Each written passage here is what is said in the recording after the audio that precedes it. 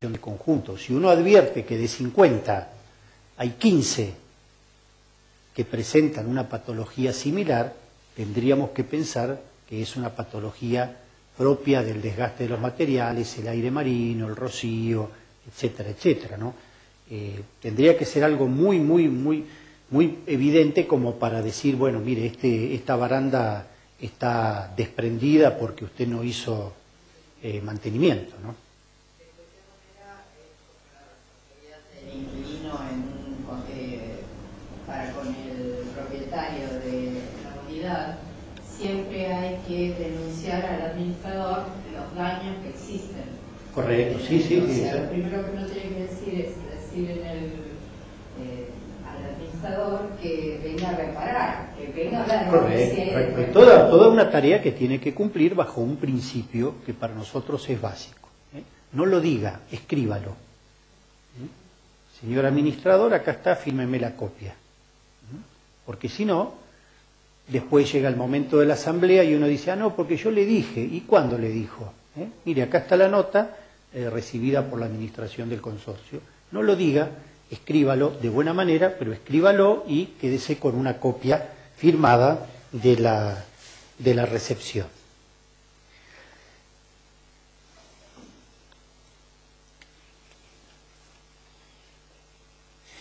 En materia de asamblea, porque estamos yendo, digamos, a las partes diferentes, ¿no es cierto? En materia de asamblea hay dos o tres cosas muy distintivas. Dos o tres cosas muy distintivas que antes no estaban porque antes la palabra asamblea no existía. Primero, el tema de la doble mayoría. Segundo, la posibilidad de que la mayoría presente, por ejemplo, más del 50% de los que están acá, si se tratase de una asamblea, podrían proponer un tema, ¿bien?, pero no está el quórum suficiente para resolverlo. Entonces, el nuevo código dispone que la mayoría de los presentes pueden proponer una resolución de un tema, pero que no lo pueden votar en ese momento porque, por ejemplo, necesitarían los 2/3 y no están los 2/3. Entonces se establece que la mayoría de los que están presentes pueden proponer una solución de un determinado tema. Esa propuesta de solución se le tiene que notificar en forma fehaciente a los propietarios ausentes, por ejemplo, por carta documento. Y si dentro de un determinado plazo, que es de 15 días, no reciben respuesta en contrario, diciendo no, me opongo a esto por tal y tal motivo, porque esta obra que piensan hacer viola el reglamento, es excesivamente costosa o viola la ley de propiedad horizontal. Si no reciben dentro de los 15 días esta oposición, puede ejecutarse esa voluntad de la mayoría en la asamblea. En tercer lugar, existe la posibilidad, no existente hasta ahora, de recabar voluntades fuera del ámbito de la asamblea. Hasta el Código Civil se dijo las voluntades se manifiestan en la asamblea. Por lo tanto, después de la asamblea, no vayan a buscar a la del cuarto piso para que le firme diciendo que está de acuerdo, porque ella tendría que haber estado. Ahora, evidentemente, el legislador, siendo pragmático en este sentido, dijo, bueno, se aceptan las adhesiones posteriores. O sea que si se votó un tema y en el momento de votarlo no había una mayoría, puede circularizarse el libro de actas, yendo a visitar a los distintos propietarios, o cuando vengan de Buenos Aires en un fin de semana largo, por ejemplo, y hacerles prestar conformidad en el libro de actas con la decisión que se tomó. Sí. O sea, si gana la postura y se puede juntar firma para que no se haga. Y en principio para eso está la oposición de la contestación de la carta documento dentro de los 15 días. Esta función está para adherir, no para contradecir.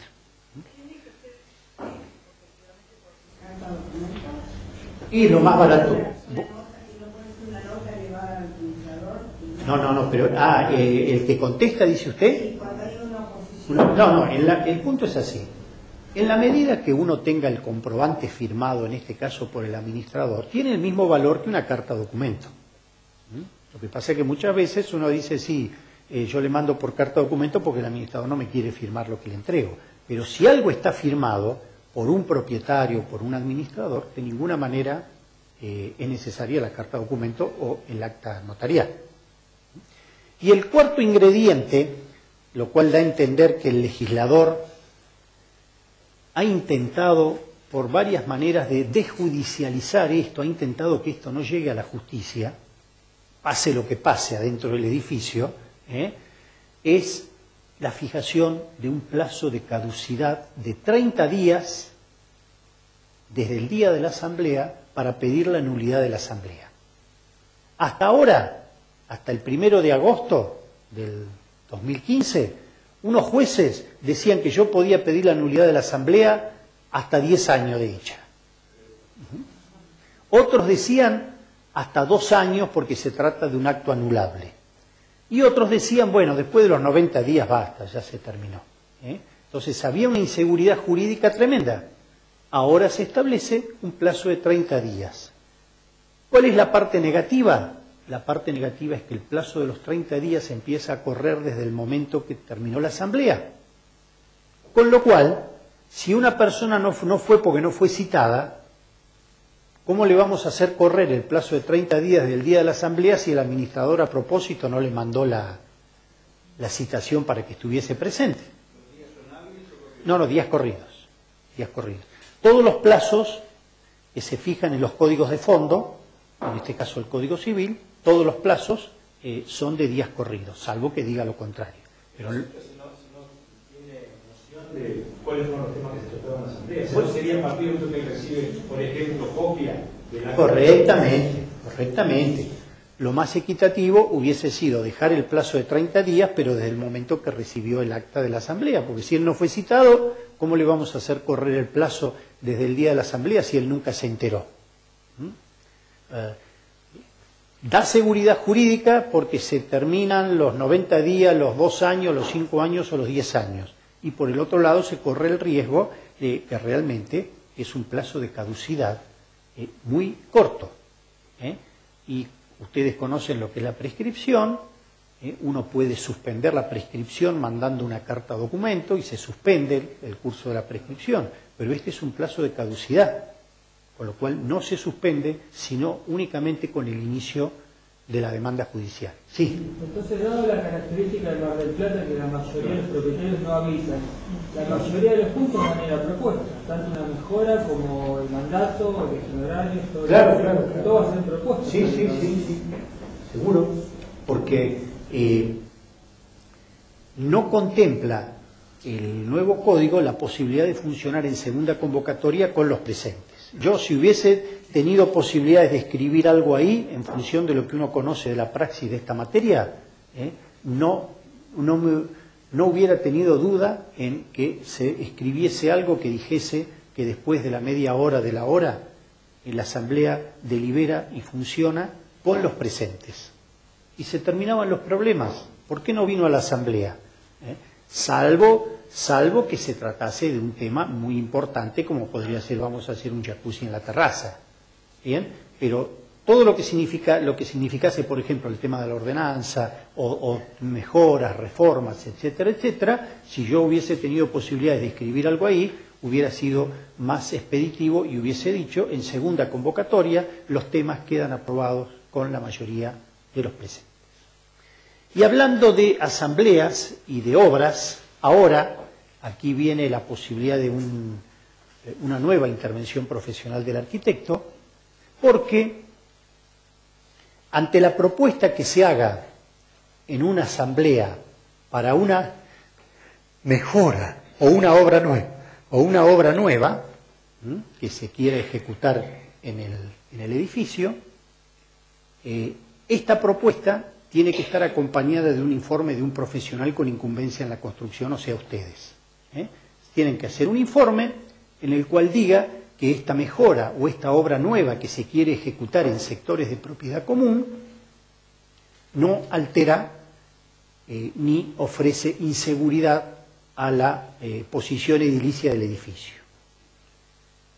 Y por el otro lado, el propietario que quiera impugnar una asamblea diciendo que sí, que ojo, que si hacen esta obra se afecta la estabilidad del edificio, va a tener que contradecir esto con el informe de otro profesional de la arquitectura que fundamente por qué él considera que se está afectando la seguridad edilicia.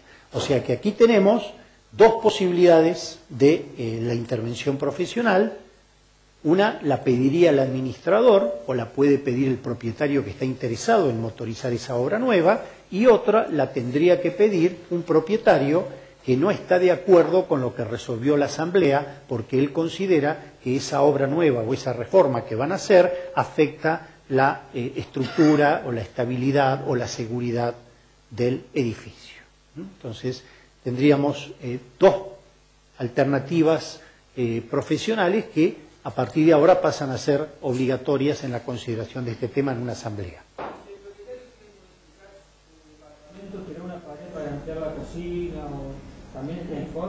Bueno, el tema es así. Dentro de los bienes privativos, es decir, porque el código trae una enumeración de cuáles son los elementos esencial y necesariamente comunes.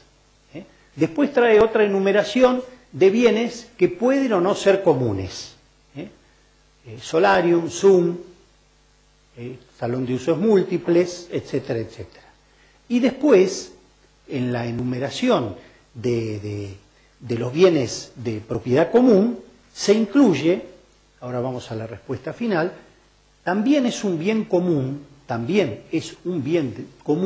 que sería intocable, el tabique, aunque no sea muro, que divide una unidad funcional de otra, aunque sean del mismo dueño. O el tabique que divide la unidad funcional de un sector común. Con lo cual, si yo, teóricamente, si yo fuese propietario de dos unidades funcionales pegadas, no podría unificarlas porque ese tabique es común. Pero los tabiques internos son privativos. Con lo cual, la cocina se puede ampliar, el baño se puede ampliar, sin que se toquen muros o una columna que puede, o una viga que pueda estar pasando por la unidad privativa. Tabiques internos se pueden tocar sin ningún problema. Si dentro del cubo de aire, que así lo venía denominando gran parte de la doctrina a partir de Fombona, el famoso cubo de aire, porque en definitiva, si esto es una unidad funcional, esto es un cubo de aire, porque es mío hasta acá. De esta pared ya no es mía, y este techo ya no es mío, y el piso ya no es mío, porque son sectores de propiedad común. Todo lo que esté dentro del cubo de aire, salvo que sean vigas portantes o muros, pero si son tabiques no hay inconveniente, ni tienen que pedir autorización del consorcio. Bueno, podría ser ese elemento, podría ser, con lo cual se podría justificar una notificación al... Sí, los plenos pueden, los plenos nada más, exacto, los plenos pasan a ser no es común. No, pero lo que apunta acá la arquitecta, que como ahora se considera propiedad común la cañería, aunque no sean plenos, que pasen por debajo de los pisos, podría existir una duda, pero interpreto que no habría inconvenientes en ese tipo de reformas. Hay una remodelación de un departamento que no esté adecuado al plano originario. Me toca el caso de un plomero me dice, yo me hago cargo de esto porque lo paga el consorcio y las modificaciones que vos hagas, el consorcio no lo reconoce como garantía. Me parece equitativo. Me parece una solución equitativa, porque tampoco el consorcio va a estar después respondiendo por algún deterioro, que uno puso un mármol de Carrara y después se le afectó, ¿no es cierto? En principio, como regla general, todos tenemos derecho a mejorar nuestra calidad de vida en la unidad. Ahora, si ese mejoramiento en la calidad de vida implica un elemento suntuario, ya la cosa cambia. No es que todo tenga que mantenerse como estaba en obra cuando le entregaron, porque yo voy mejorando. pero tampoco el otro extremo de incorporar elementos suntuarios. Y después yo diga, bueno, ahora hubo una filtración, se me rompió, páguenme este cuadro.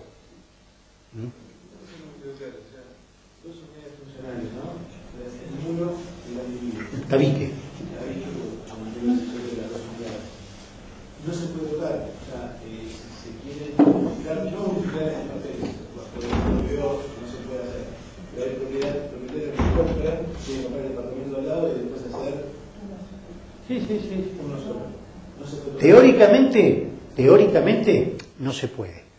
Yo muchas veces explico esto teóricamente porque todos me dirán, no, yo conozco uno que lo hizo y no pasó nada. Yo conozco gente que cerró los balcones y no pasó nada. Entonces, bueno, ahí sí nosotros hemos tenido acciones judiciales por este tema de perforar para hacer el dúplex y las hemos ganado porque si bien no causaba perjuicio al consorcio, el hombre había perforado el contrapiso, había perforado la losa, había perforado todo. Ahí el juez hizo lugar y obligó a restablecer las cosas al estado anterior. Pero teóricamente, lo dice el código, no se podría formular esta unificación. El uso de antenas, ¿no? En el espacio de terraza, el uso de antenas, de carteles publicitarios, ¿cómo hay alguna explicación sobre eso? Bueno, con el tema de los carteles publicitarios, ahora, bueno, está la 20701, me parece que es la ordenanza que regula todo eso. Entonces ahora, tanto con carteles como marquesinas, se terminaron todos los juicios que había antes por las marquesinas, caída de agua, acumulación de insectos, ruidos, ¿no? O sea que ahora eso está bastante controlado por la municipalidad. Ya uno puede hacer la denuncia municipal si ve que están instalando alguno de estos elementos y realmente están interviniendo.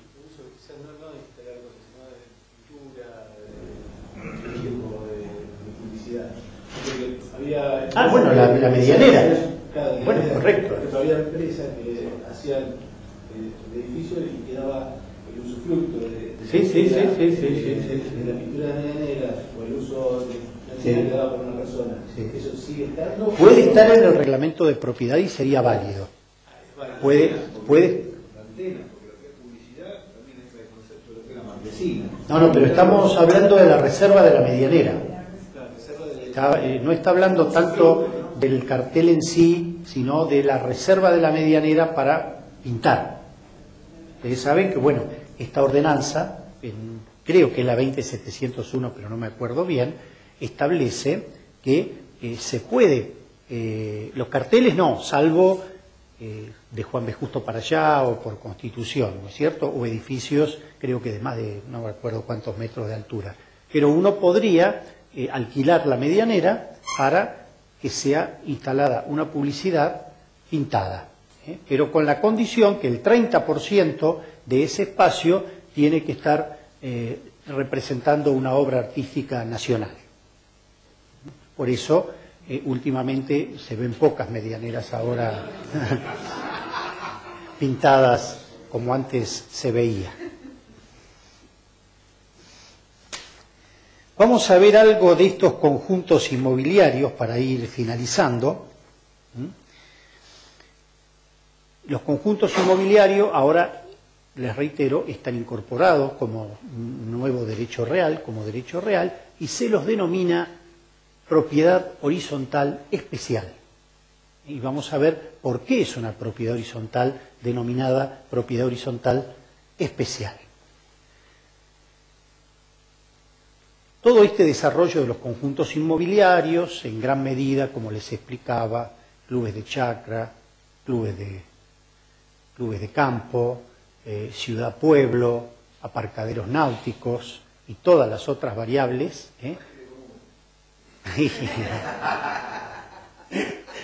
y todas las otras variables, en gran medida están sometidas a un régimen societario. La gente piensa que tiene el título de propiedad de la casa y del terreno, y en realidad no tiene el título de la propiedad de la casa y del terreno. Tiene una acción de la sociedad anónima que cuando transmita esa acción va a transmitir la casa y los derechos que tiene sobre los elementos de esparcimiento. Piscina, cancha de golf, cancha de tenis, etcétera, clubhouse, etcétera, etcétera. Entonces, ahora lo que dice el Código, dice que todos estos emprendimientos deben estar afectados sí o sí desde geodesia en adelante a propiedad horizontal, con plano de subdivisión, plano de obra, por supuesto, plano de subdivisión, reglamento de propiedad. Lo grave que incorpora el legislador en este caso y que nadie sabe cómo se va a resolver,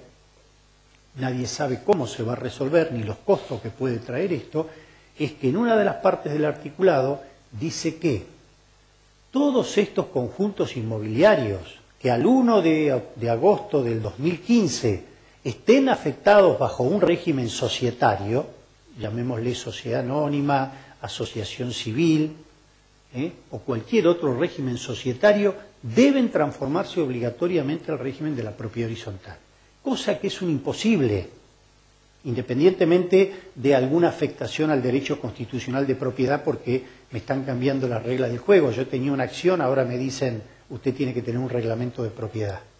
Es un imposible prácticamente, porque tiene que disolverse la sociedad anónima. Después de disolverse la sociedad anónima, tienen que volver a reunirse todos y decir, bueno, vamos a hacer un reglamento de propiedad. ¿Se imaginan? 200 personas intentando realizar un reglamento de propiedad, porque todos tienen que firmar. Si es un verdadero reglamento de propiedad, tienen que firmar todos. Entonces, algunos dicen, bueno, está bien, no fijó plazo hasta que alguno o algunos que no lo quieran al gerenciador del Rumenco digan, queremos que se afecte a propiedad horizontal, aunque nos cueste. O sea, esto aparece como una cosa muy traída de los pelos. Hay que implosionar el sistema anterior y hacerlo nacer nuevamente a la vida bajo el régimen de la propiedad horizontal. No, los que están por hacerse, sí o sí. Claro, eso es más sencillo, pero el problema son los preexistentes por ahí de hace 20 años, ahí, o 30 años. El problema no es eso, sino la gente que lo hace. Claro. Ese cambio en la figura legal, ¿a qué apunta? Bueno, el tema es así. Ustedes tienen que tener presente que en los conjuntos inmobiliarios hay una situación, un trípode de legislaciones. Cualquiera que haya trabajado en un emprendimiento de un conjunto habitacional sabe que está la 8912 y está el decreto 9404 del 86, que es normativa provincial, que me dice todo lo que puedo hacer, cuántos árboles puedo poner, que tengo que tener las cañerías de agua, que tienen que estar las cloacas, que tiene que estar el tendido eléctrico, que tiene que estar la circulación interna, etcétera, etcétera, etcétera. Bien, normativa provincial, que tiene que estar, ojo, la determinación del impacto ambiental. No, en las construcciones comunes no. Y después tienen normativa municipal. ¿Cuál es la normativa municipal? ¿Cómo se va a cerrar? Porque la característica de un conjunto inmobiliario y de este tipo de barrios, la principal característica que tiene que estar aislado, aislado no en la distancia, pero sí tiene obligatoriamente que tener un cerramiento integral, que puede ser de aluminio, de arbusto, de alambrado olímpico o lo que fuere, pero tiene que estar circunscripto. Y después tienen la normativa del Código Civil. Entonces, hay una triple área de estudio para determinar la factibilidad, si es que alguna persona los consulta, para generar un emprendimiento inmobiliario de estos conjuntos. El legislador ahora dice que el destino, porque nosotros estamos acostumbrados a ver todos estos conjuntos inmobiliarios, ¿con qué destino? Ahora el legislador hace algo parecido a lo que hizo anteriormente en la parte de la verdadera propiedad horizontal. Dice que puede ser destino comercial, puede ser destino de vivienda, puede ser un destino empresarial, con lo cual amplía el marco